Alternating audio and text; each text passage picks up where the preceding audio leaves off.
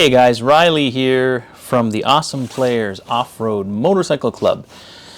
And today I'm actually going to be doing a product review, which I haven't done in a long time. I think I reviewed a skid plate and some straps way back in the day. But there's a little bit of a story behind this.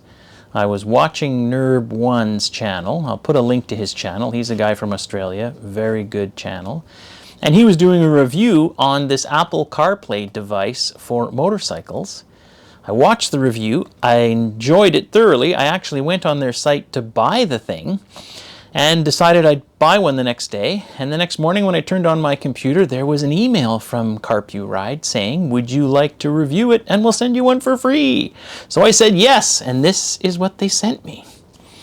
So let's get into it. First, let's take a look at what you get in the box. Now, I've already looked in here, but what I thought was interesting, it came nicely packaged. So you've got the actual unit itself. So this is the 702 Pro, 7 inches. And what is interesting that I really liked, let me get rid of this stuff, is that you get the unit, which feels pretty solid. It comes with the RAM ball, which is nice because every other GPS I've ever purchased I had to buy that. It also comes with the RAM arm and the U-bolt to put it on the handlebars. Then you can power it two different ways. Oh, sorry, I also forgot. It also comes with this mount. So if you have like a crossbar like on a T7, you can use this to mount it onto the crossbar. It comes with some cabling, so you can power this via USB, or you can just wire it directly into 12 volt. And the nice thing is the cable itself has this little quick disconnect built into it. I don't know if you can get this cable separately, but this would make moving it between bikes nice and easy. So you've got this nice kind of quick disconnect setup for power, and as you can see, it's only 2 pins, so easy setup. The 12 volt power cord comes with a fuse. I won't be using that because I'll be wiring this into the accessory circuit on my Norden, which is already fused. So now that you've seen what comes in the box, let's take a look at where this thing is going to go. So here is the cockpit setup on my Norden 901. So normally I've got the my Garmin up above the instrument cluster, and then I have my phone on a RAM mount on the handlebar. Now this works okay. The problem being that the Garmin is pretty much useless for day-to-day stuff. So normally when I'm navigating, I want to use Waze or Google Maps or something on my phone. And the Garmin is great when you're doing a rally where you're going to be using GPX tracks and things. But for the day-to-day of finding gas stations and stuff, it's garbage.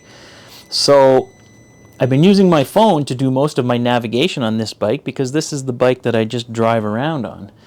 So when I saw that I could get Apple CarPlay, and I guess it also works for Android Auto, I was pretty excited. So the plan is I'm going to put the Carpuride up where the Garmin is, and then if I'm going out in an adventure where I still want to have access to my Garmin, I'll put the Garmin over here on a RAM mount, because my Garmin also has the InReach system if I, crash in the middle of nowhere.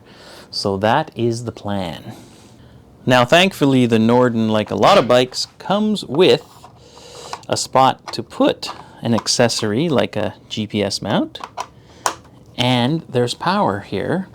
And this power is switched power, which means it turns off with the key. So I don't have to worry about killing the battery if my device is there.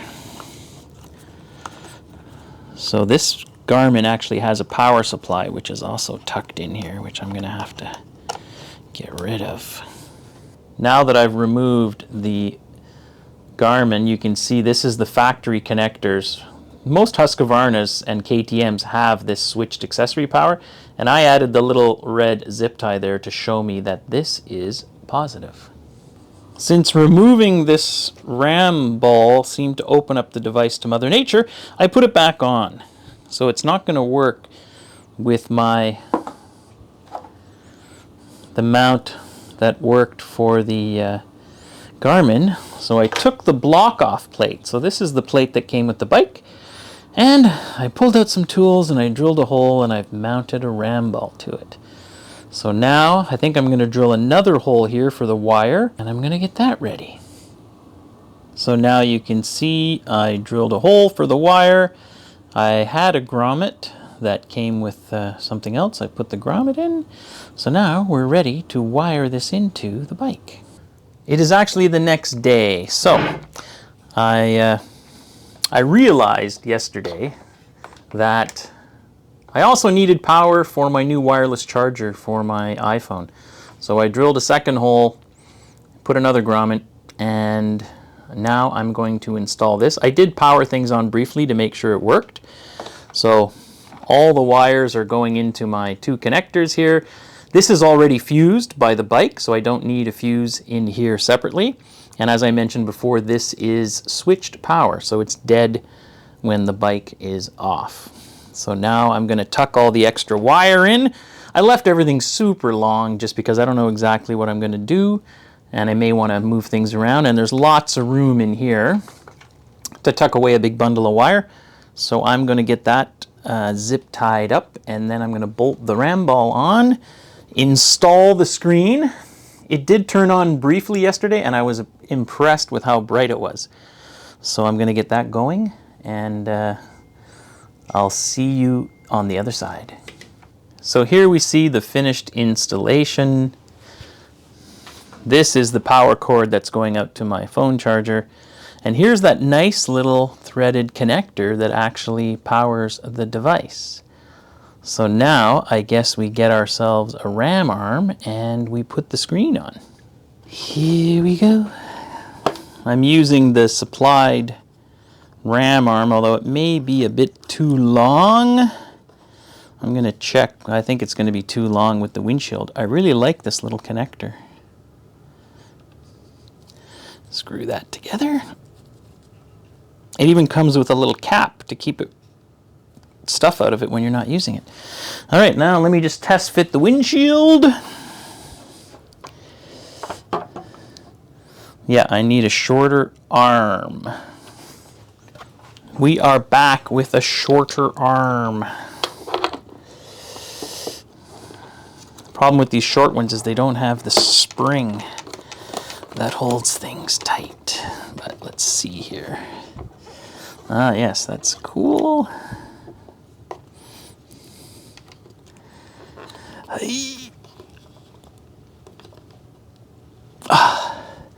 Now, a company named Nice CNC makes a piece like this out of billet with 4 mounting holes for a real RAM base. I may order that, but let's just make sure everything's good. Wow, that looks good. And this is what it looks like from the back. So nice, tidy setup. I'm going to try it with the windscreen. Lovely. That's going to be bloody lovely. I guess it's time to turn it on. Here we go. First light, well, I did turn it on briefly just to make sure the power worked, but this is the first real turn on. Ooh.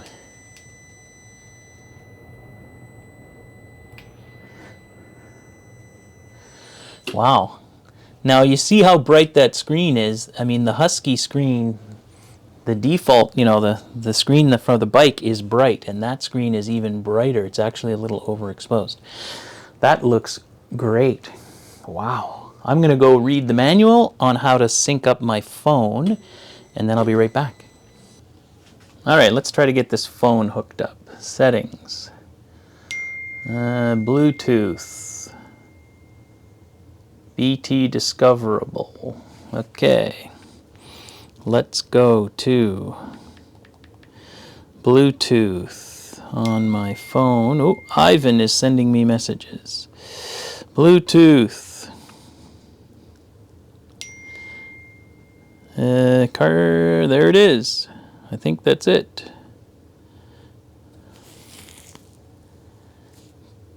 That's the right number. Paired. Allow. All right, apparently we are paired. Use CarPlay. All right, let's see what we got here. Oh, look at that. CarPlay's working. Hey, just got a message from Super Dave. Wow, this is cool. Got my podcasts, my Waze, what's up. That is nice. The screen seems very nice. Well, I guess the next step is going to be to take it out and try it, or hook up my Senna so I can hear the sound. So I think I'll do that next. All right, folks, it's Riley again. So I learned a few things. There's two ways to get the audio from this thing into your helmet. You can connect your helmet directly to this. There's also an intercom feature where you could connect two helmets to this so that both people are getting their audio from this device, and they could talk to each other and both of you could hear the music and the navigation commands, whatever's coming through CarPlay. I really don't want to run that way, because if I want to connect to someone like Ivan or one of the boys, I'll do that through the intercom itself. So I've connected my intercom to my phone as usual, but in order to hear the sound coming out of this, you have to go into a setting. So let me show you that setting. So the first thing you have to know is that when you're in CarPlay, if you want to get to the menus of the Carpuride, you go here, Car Home. So once you're in there, then audio output, and you have two choices here, iPlay Auto and BT Trans. So BT Trans, I believe, is when you are connecting your wireless earphones or your intercom system to this device. iPlay Auto, it's going to play through the phone, and then from the phone to your helmet. So that's the way I've got it set up. It took me a while to figure out how do I get back into this menu. So like I mentioned, if you go into, this is in CarPlay up here. If you're in CarPlay and you want to get back to the menu for the device itself, you go here to Car Home, which isn't well explained in the instruction manual.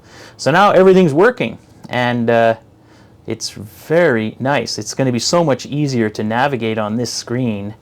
A lot of the times when I come back from a ride, I have to do about an hour or so of highway, sometimes two, and I always like to listen to a podcast, and it's going to be way easier to do that as opposed to trying to do it on my phone while I'm riding. So that's awesome. And then for volume control, I'm actually controlling the volume with my Senna. So I think the setup is now done.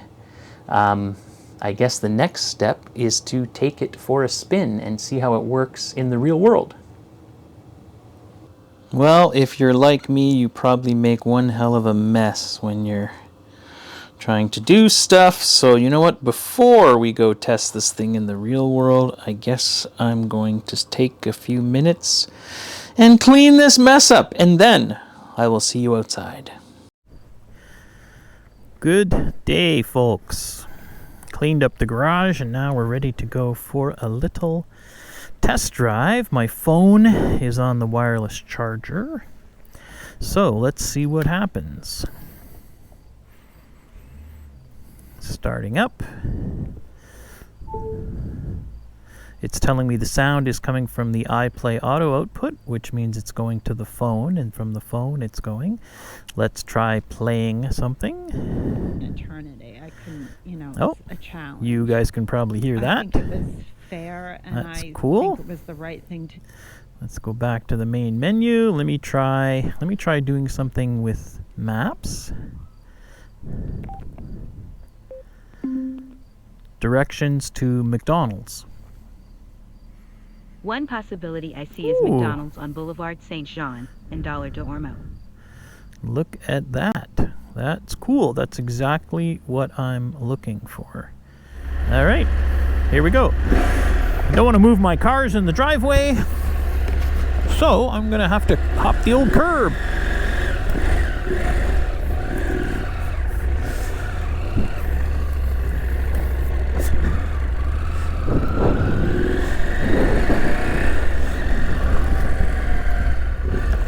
Oh, it's so nice having this huge screen.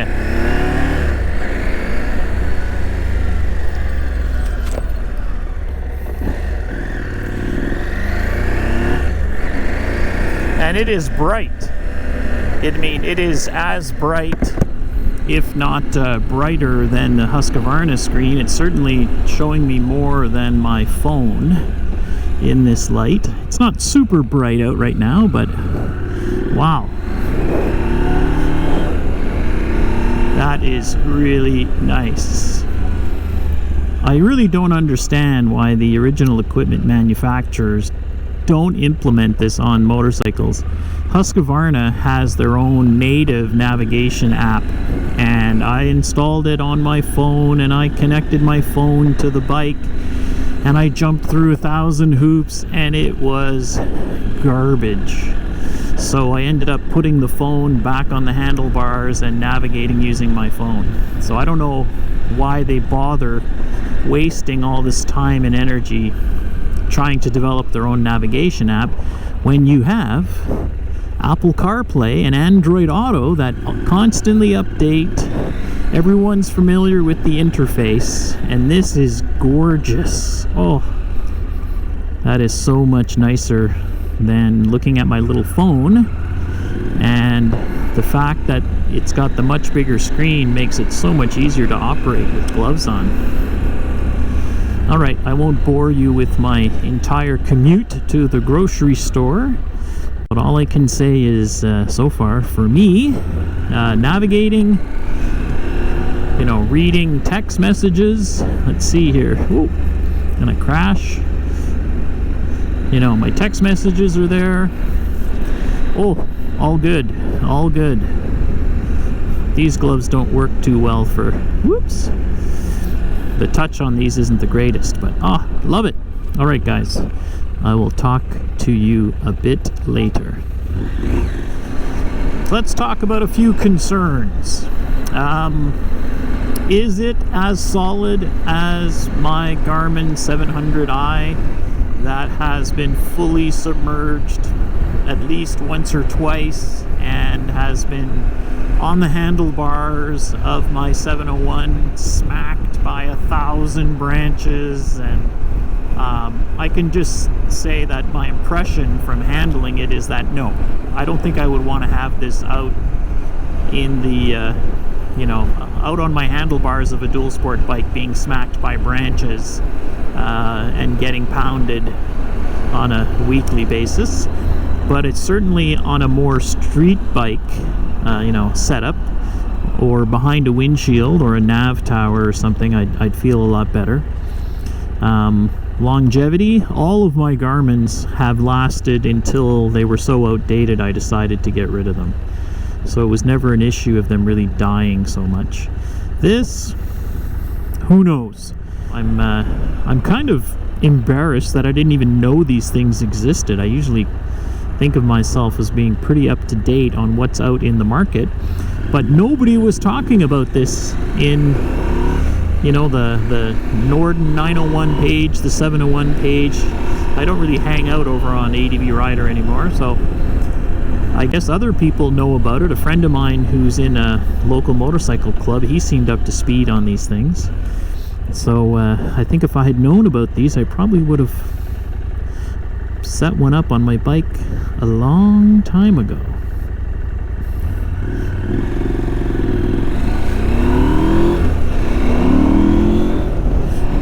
And just before we do the wrap up, once again, you can reach us on Facebook, or you can head over to awesomeplayers.com, where you can get a sticker or a patch or a combination of stickers and patches. And feel free to ask us any questions. And now back to your regularly scheduled programming. So let's do a little wrap up. First of all, I've only had this unit for a few weeks, so I can't speak to the long-term survivability of it. I think for the application that I'm using it for, which is on my Norden 901 behind a windshield, I think that's a great use for it. I did notice, since I just got back from the Great New Brunswick Adventure Rally, that I saw them on bikes. As we were driving down there, I noticed on a Harley Davidson and another bike, I could see they were actually using a Carpuride. So I guess this device is out there and I just never really knew about it. Some of the things I really like is that right out of the box, you're getting your hardware to put it on your bike. Every device I've bought, I have to buy a cradle or another ram arm or something. So this one came complete with everything needed to get it on the bike. It came with the 2 power cords. So it came with a power cord with bare wires, so you can wire it into 12 volt, which is how I'm using it now. And it also came with a second wire that is powered by USB. So this is right now being powered by a USB power bank. So that's nice that you've got another option, and I guess there's nothing stopping you from taking this wire and putting it on a second bike, and it's got that nice little barrel quick disconnects, which makes moving it back and forth easily. The unit's waterproof. I didn't get a chance to like pound it through a torrential rainstorm, but I did wash the bike and left the unit on intentionally to see, and it survived admirably. I've got a few notes here just so that I don't forget. There's some stuff on here, like it has an intercom function. So the intercom function would really only be useful because you had 2 people on the same bike and you both want to hear what's coming out of CarPlay. So you want to share music in nav. In my case, I don't ride with a passenger, so I'm getting my audio directly from my phone, but that is an option. It has a compass and a barometer, which because if I'm doing heavy-duty navigation, I've never really used a compass, so that feature doesn't do anything for me, but I guess it is something that comes with it. One of the things I did find out is that the screen is, auto dimming feature. So it will change brightness depending on the ambient light available, which is a nice feature. So overall, I really like this thing. I mean, as I mentioned at the very beginning, they sent me this thing for free like the day before I was going to buy one. So that worked out great. And as for what the future holds, is it going to survive or not? I don't know. I mean, it feels pretty solid. It doesn't have that really overbuilt feeling like my Garmin 700i has, but it certainly feels kind of like the stock dashboard on my 901. So I guess if that can survive, this should survive as well. So they did give me some sort of a discount code. I'll shove that down in the description. I think they even mentioned that I might get a small commission, so who knows. But I'll put that information down in the description. And I think bang for the buck, this thing's pretty hard to beat. So thanks for watching, and we'll see you out on the trail.